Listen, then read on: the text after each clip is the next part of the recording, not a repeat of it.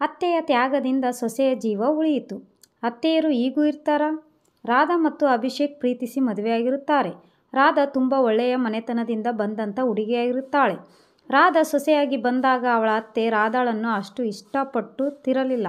ಏಕೆಂದರೆ ರಾಧಾಳ ಅತ್ತೆಯಾದ ಮಂಜಮ್ಮನಿಗೆ ತಮ್ಮ ಅಣ್ಣನ ಮಗಳನ್ನು ತನ್ನ ಸೊಸೆಯಾಗಿ ಮಾಡಿಕೊಳ್ಳಬೇಕೆಂಬ ಆಸೆ ಇತ್ತು. ಎಲ್ಲದಕ್ಕೂ ಈ ಸೊಸೆ ಕಲ್ಲಾಕಿ ಬಿಟ್ಟಳು ಎಂಬ ತಿರಸ್ಕಾರ ಭಾವನೆಯಿಂದಲೇ ರಾಧಾಳನ್ನು ನೋಡುತ್ತಿದ್ದಳು.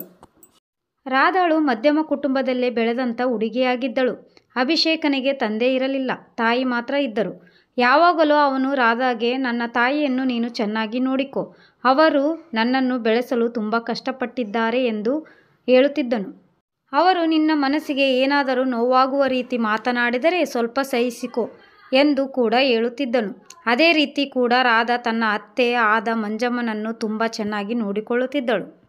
ಮಂಜಮ್ಮ ಎಷ್ಟೋ ಸಲ ಸೊಸೆಯ ಮನಸ್ಸಿಗೆ ನೋವಾಗುವ ರೀತಿ ಮಾತನಾಡುತ್ತಿದ್ದಳು. ರಾಧಾ ಎಷ್ಟಾದರೂ ಅವರು ನಮ್ಮ ಅತ್ತೆ, ಅವರನ್ನು ನಾವು ತಾಯಿ ರೂಪದಲ್ಲಿ ಕಾಣಬೇಕು ಎಂದು ಅವರು ಎಷ್ಟೇ ನೋವಿಸಿದರೂ ಅದನ್ನು ತಾಳಿಕೊಂಡು ಬಾಳುತ್ತಿದ್ದಳು. ಬರುತ್ತಾ ಮಂಜಮ್ಮನಿಗೆ ತನ್ನ ಸೊಸೆಯ ವರ್ತನೆ ತುಂಬ ಇಷ್ಟವಾಯಿತು. ಮಂಜಮ್ಮ ಕೂಡ ಸೊಸೆಯನ್ನು ಮಗಳ ರೀತಿಯಲ್ಲಿ ಕಾಣತೊಡಗಿದಳು.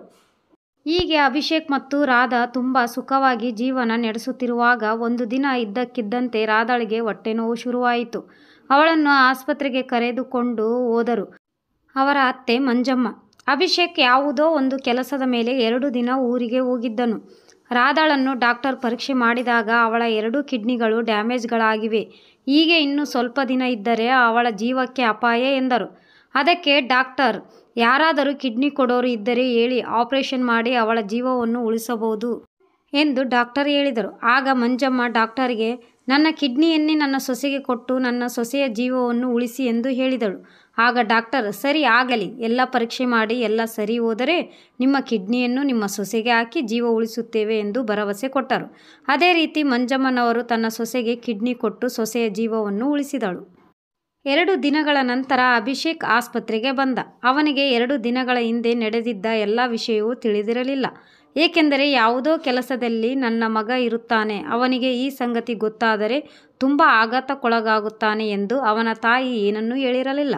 ಆಸ್ಪತ್ರೆಗೆ ಬಂದಾಗ ಇಬ್ಬರು ಬೆಡ್ ಮೇಲೆ ಮಲಗಿರುವುದನ್ನು ನೋಡಿದ ಅಭಿಷೇಕನಿಗೆ ಒಂದು ಕ್ಷಣ ಗಾಬರಿಯಾಗುತ್ತಾನೆ.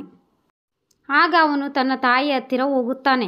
ಅಮ್ಮ, ಇಬ್ಬರಿಗೂ ಏನಾಗಿದೆ? ನನ್ನನ್ನು ಡೈರೆಕ್ಟಾಗಿ ಆಸ್ಪತ್ರೆಗೆ ಬಾ ಎಂದಾಗ ನಾನು ಏನೋ ನಾರ್ಮಲ್ ಚೆಕಪ್ಪಿಗೆ ಹೋಗಿರಬಹುದು ಎಂದುಕೊಂಡೆ. ಆದರೆ ನೀವು ಈ ರೀತಿಯಾಗಿ ಬೆಡ್ನಲ್ಲಿ ಮಲಗಿದ್ದೀರಾ ಅಲ್ಲ, ಇಬ್ಬರು ಏಕೆ ಎಂದು ಕೇಳಿದನು. ನಡೆದ ಸಂಗತಿಯನ್ನು ಅವನ ತಾಯಿ ಹೇಳಿದಳು. ಅಲ್ಲೇ ಪಕ್ಕದಲ್ಲಿ ಮಲಗಿದ್ದ ರಾಧಾ ಅತ್ತೆಯ ತ್ಯಾಗವನ್ನು ಕಂಡು ಕಣ್ಣೀರು ಹಾಕಿದಳು. ಈ ರೀತಿ ಅತ್ತೆಯರು ಇರಬಹುದಾ ಎಂದು ಅಂದುಕೊಂಡಳು. ಮಂಜಮ್ಮನ ಮಗ ಮತ್ತು ಸೊಸೆ ಧನ್ಯತೆ ಭಾವದಿಂದ ಹೃದಯಪೂರ್ವಕ ಧನ್ಯವಾದಗಳನ್ನು ಅವರ ಅತ್ತೆಗೆ ತಿಳಿಸಿದರು. ಆಗ ಮಂಜಮ್ಮ, ರಾಧಾ ನನ್ನ ಸೊಸೆಯಲ್ಲ, ನನ್ನ ಮಗಳು. ಅವಳು ನನ್ನನ್ನು ಯಾವಾಗಲೂ ತಾಯಿಯಂತೆ ನೋಡಿದ್ದಾಳೆ. ಹಾಗಾಗಿ ನಾನು ಅವಳನ್ನು ಮಗಳು ಎಂದು ಭಾವಿಸಿ ಅವಳ ಜೀವವನ್ನು ಉಳಿಸಿದೆ ಅಷ್ಟೇ ಎಂದು ಹೇಳಿದಳು. ಆ ಮಾತುಗಳನ್ನು ಕೇಳಿದ ಅಭಿಷೇಕ್ ಮತ್ತು ರಾಧಾಳಿಗೆ ತುಂಬ ಸಂತೋಷವಾಯಿತು. ಅವರೊಟ್ಟಿಗೆ ಮಂಜಮ್ಮ ಸುಖವಾಗಿ ಜೀವನ ಕಳೆದಳು. ಈ ಕತೆ ನಿಮಗೇನಾದರೂ ಇಷ್ಟ ಆದರೆ ನನ್ನ ಚಾನಲ್ಗೆ ಲೈಕ್ ಮಾಡಿ, ಶೇರ್ ಮಾಡಿ, ಸಬ್ಸ್ಕ್ರೈಬ್ ಮಾಡಿ. ಪ್ಲೀಸ್ ಸಪೋರ್ಟ್ ಮಾಡಿ. Thanks for watching.